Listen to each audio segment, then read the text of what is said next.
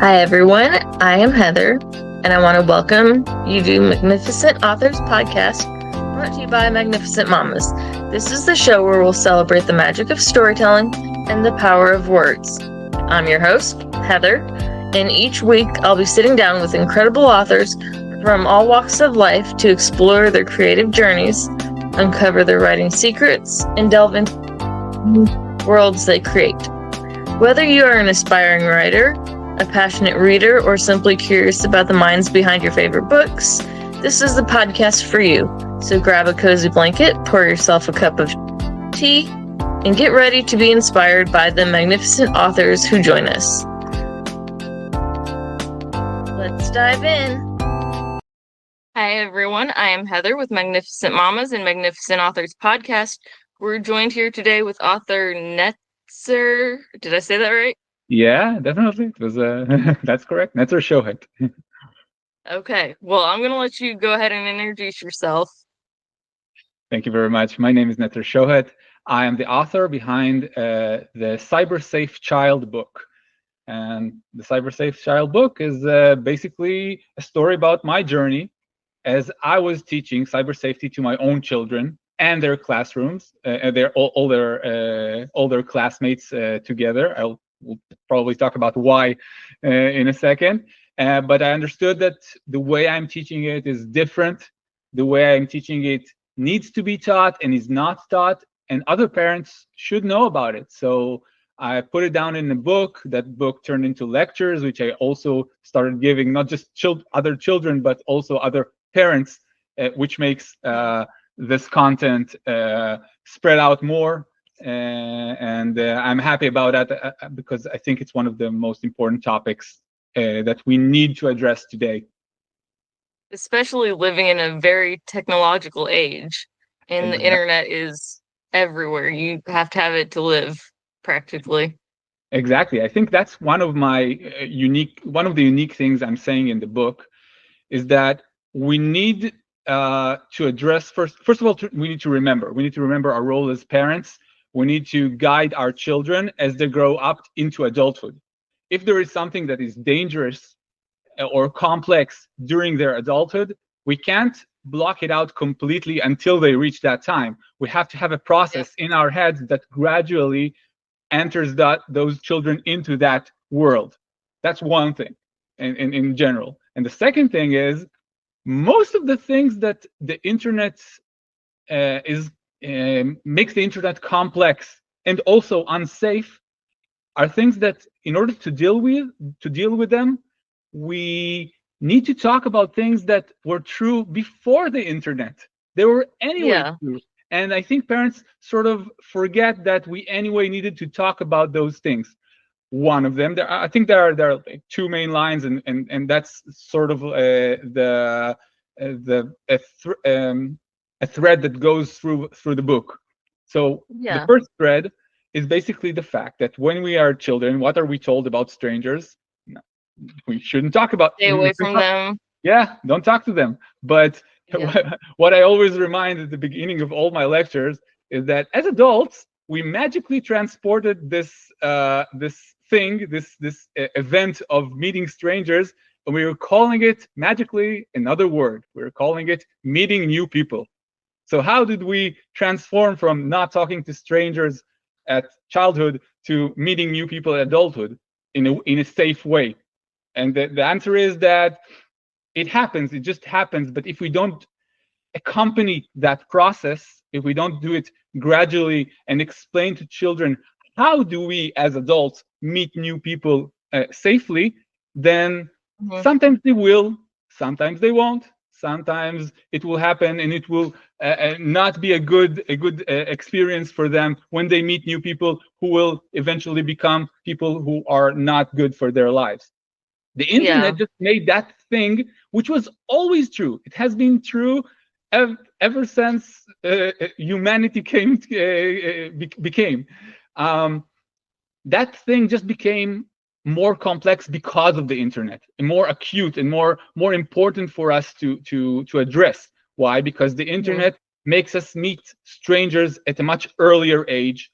The amount of strangers are everyone in the world, and some of those strangers, if not many of those strangers, are not real people. They are fake profiles. There are bots. So we need to discern which people to trust, which voices, let's call them voices, which voices to trust, which voices to listen to, and which voices to enter into our lives. But again, this was true before the internet. We needed to do that before it. The internet just made it I agree. more complex. Yeah. So that's one thread. That's one common thread that we need to address as parents. The other thread is something that most parents, I think, are aware of, because everyone knows to teach their children to think before they act. We know to say those words, but what we don't know, a lot of people don't. Yeah, that's definitely true. But we at least remember to say it. There is that saying. People know that saying. Mm-hmm. But what we don't know, and I agree that people don't really follow that saying enough, but the internet became a place where we act before thinking a lot, much more than before. Why? Because in the internet, you can act easily. With a click of the finger, you are performing an action, either by writing or by sharing something or by doing a lot of different things. So basically, what I'm saying in the book is that we need to remind our children when the internet is causing them to act without thinking. We need to actually show them that. And the reason that this book is so different, I think, is because when parents hear about cyber safety for children, what do they think about? They are, first of all, afraid, because they know it's going to talk about the dangers and how unsafe it is, and it's going to be very, very frightening. And also, as a parent, I started thinking about all the things that this book will require me to do. It will require me to know technically about applications and parental controls and all that. But I'm not talking about that in my book, almost. I'm talking about it, but very, very in high level. Most of the things are, as we said, things we needed to talk to our children anyways, outside of the internet. And we just need to explain how the internet builds up on those basic things. Also, it doesn't come from danger, from a place of danger and in place of being frightened. The internet gave us something that's very, very fun and very, very, and it's really great. It gave us the ability to communicate with people that we know, with our friends, with our family. And actually, what the book starts with, the first few chapters, are about communications with those acquaintances, with the friends and family, and understanding how the internet makes that communication more complex. Because as we know, even when children get phones and start talking to each other, they start fighting seemingly more than before because of the complications of just writing to each other online and all those challenges, which I talk about in my book. Yeah. So we need to use those occasions to practice. And that practice allows us later to talk about those strangers. And the biggest question of all, when to trust. When to trust is something that is like sort of the end game of all that. Yeah. How to trust content, how to trust people. Yeah. So this is like why this book is so unique. I think that a lot of parents are afraid and don't know that this book is supposed to make you more relaxed about the approach and not feel afraid. Yeah. And that's like one message that I would like to tell people about this about the cyber safe child. And I think that it's important to understand that it also includes like specific tips that you can use. Like one, I'll give you one like as an example. I talk to children about the ability to do to forward or to share something. That's with a click of a button, you just transfer something. And I'm telling children that this is something that's very, very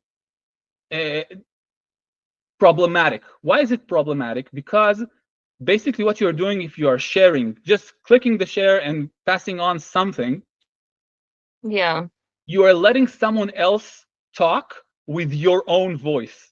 And I tell children, don't lose your own voice. Your own voice is beautiful. If you want to share something, here's the tip. You need to just make sure that you are adding some personal words to that share. Don't share without thinking, but you have to pause and consider that those personal words that you're going to add. And those personal words shouldn't be, I thought it would be interesting to you, because everyone can say that. But I think it's important to add, why am I sending it? What is the origin of what I just sent? What do I think about what I just sent? Those three questions, if you are accompanying all your forwarding and sharing with, makes the world really different, because at the core of what I just said are fake news and dangerous challenges that sometimes children and people get from the internet and start spreading out, and people are doing it and causing harm to themselves. So all those things become much lesser and less frequent if you just follow this simple important tip. What do you think causes the most problems for the children when it comes to being on the internet in regards to safety? I think that children are unaware of the lack of communication of, I'll say it I'll phrase it another way. The ease in which communication is lessened once you are in the internet realm. When you're online, you tend to talk either by writing or just sending out videos or whatever, and you hear other people less. You hear them less. You don't really ask yourself, why are they saying it? And this is true in chatting between people, and this is true when you are chatting with a new profile from the get-go. You don't really listen. You don't ask yourself, why is he saying that? And we need to really hammer down this point to children, because that's at the basis of a lot of not only bad communication between you and your friends, but also in the cases where bad people, bad strangers, and bad content find their way to children, and they act upon it, and they have to know that difference. The second thing, I think, is to understand that the internet realm sort of behaves like the outside world. When children went outside, they know that they have borders. They're not supposed to cross the street on their own at first, and then they are allowed to cross one street and another, and then they are allowed to drive. They gradually grow and expand the outside world in which they can reside. The same thing needs to be done in the internet realm. We want parents to make children understand, just like they trusted them. When parents let their child play outside, they trust them not to cross those borders. We need to create that same kind of trust inside the internet realm, where they understand that, okay, I can go to this website because it's a game with my friends. I can go to this chat because I know that I'm only talking with my friends. But I can't go here because here there are profiles, and profiles can be anyone. So this is a place with strangers. So right now, I'm not at an age where I can talk to strangers. So this is, for example, a great reason to explain to young children why social networks need to be off limits. Because social networks do not allow you, you can do it, but it's really, really hard, just to talk to your friends and acquaintances. In social networks, you are thrusted upon everyone's profiles all over the world. You can't escape that. And those are strangers. So at first stage, this should not be in use. And you want to add that gradually after you sort of explain to them how to do that. And you need to think to yourself as a parent, when is it okay for me to let my child do that? Confront strangers online, which is every social network out there. What would you say the worst social media platform for safety for children would be? I think I'm going to answer that in sort of reverse. I know that Facebook is considered like the older one, where young people sort of shy away from. But I think Facebook has its disadvantages. But Facebook allows a lot of text. It doesn't shorten it to Yeah. specks of text, specks of videos, specks of pictures. And I think children need to understand that when they see such a speck of something, it's part of a larger thing. There's a reason someone put that speck out there, and it's harder for them to ask why is it there when it's such small doses. And I think in Facebook you can see a bit more people who can talk more. You can combine better text and pictures. Yeah. So I don't think there is a really best one and there's not a worst one, but it's just a matter of how much of information is gathered in the communication. Yeah. I will say one more thing about social networks in terms of what you said. I think that if the social network, at some point, children will be able to join social networks. Even then, Yeah. I would recommend parents to ask their children to first communicate only with their acquaintances, try as much as they possible to just communicate with their friends and family through that platform, and avoid the other profiles as much as possible, just to see how Yep. it feels, how they communicate, what is what is considered good communication, because you know the other side in this case, and Yep. only then move on and start listening to things on your on your feed. Yeah. My daughter is 16 and she's got Facebook and whatnot, but like she doesn't talk to people. She doesn't get on there very often. If Yeah, she gets on there, it's to watch videos. All of her exactly. friends are all approved by me. She doesn't message people Yeah. unless it's like her dad or her brothers. That's it. And That's great. it's kind of nice knowing that she's not talking to people that I don't know personally. You know what I mean? A I lot of think parents don't let them or let their kids just go and do whatever, and that's really sad. I agree. I totally agree. But in this case, I would even say one more thing, sort of to the contrary. She's 16. She will soon be 18 at some point. At some Yeah. point, those barriers will stop being there. So we do need, especially like in the ages of 16, 17, 18, to start really talking about what it would be like without those barriers at all. And if we're not Yeah. talking about those subjects, then the kids sort of head out to the world and don't have enough. Yeah. So it's an important I conversation that needs to be done at some point. Yes, and I get that, but for her, I think she's a little delayed. So I Mhm. think, she's not ready, and by the time she's 18, she's not ready to move out. You know what I mean? So I Yeah. still feel like I've got some time till she's more ready, if that makes sense. Yeah, that time is entirely subjective and depends on the parents and the children. As long as we remember that that time must come at some point.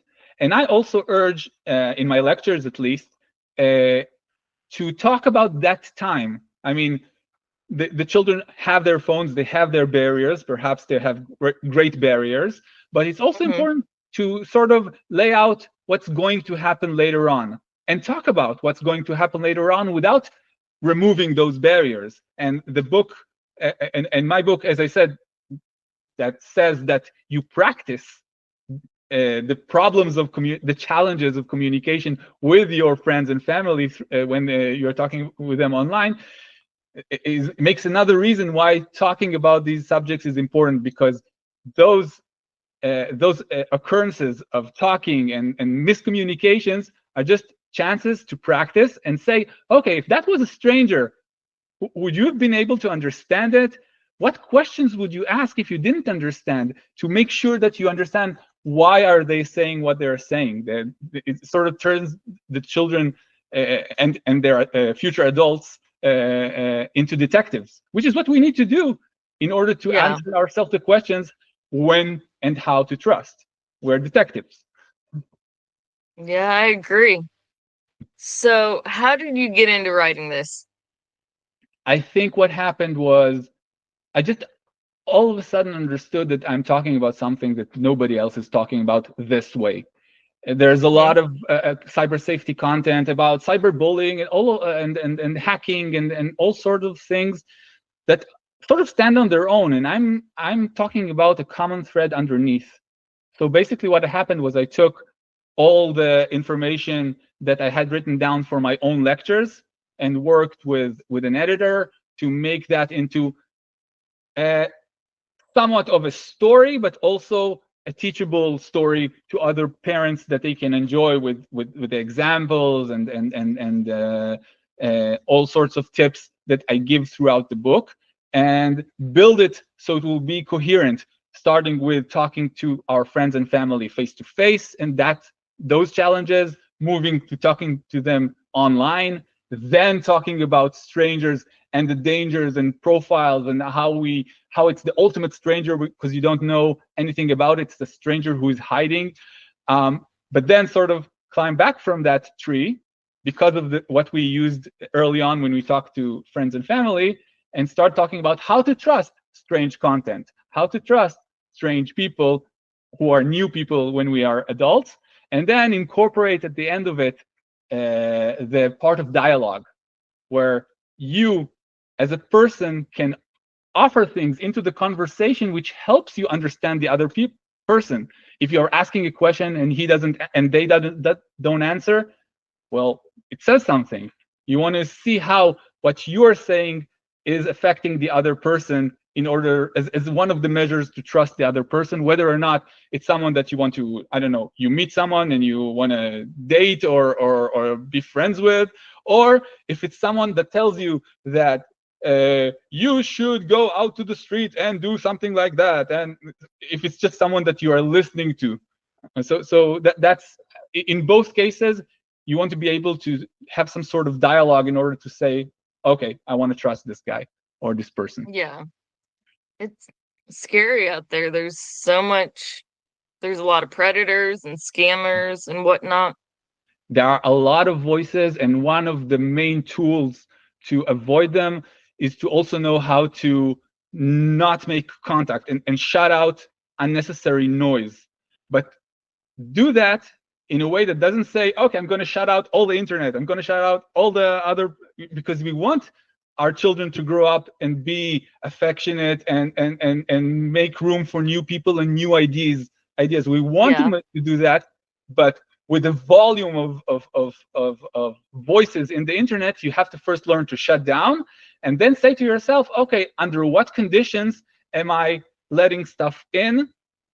And know that it's important to let stuff in. It is important. Yeah, definitely. Just in a safe way, in a logical way. Definitely. Yeah. What would you what would you say is the hardest part of writing your book?